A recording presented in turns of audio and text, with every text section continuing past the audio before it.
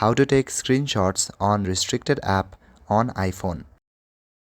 So you cannot directly take screenshots if the app doesn't allow, because apps have built-in security APIs that block screenshots and screen recording.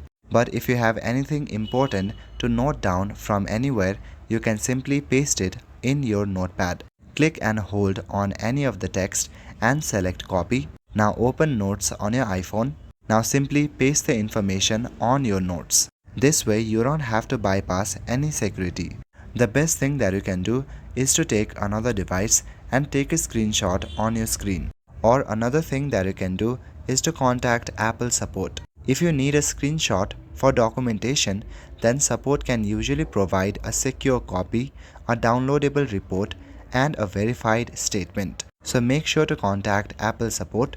Also, check if the app offers an export or save option. Many apps block screenshots because they want you to use download statement, export PDF, share receipts, save chat, or copy text options. So look for these options in the menu inside the app. That's all for today. Thank you.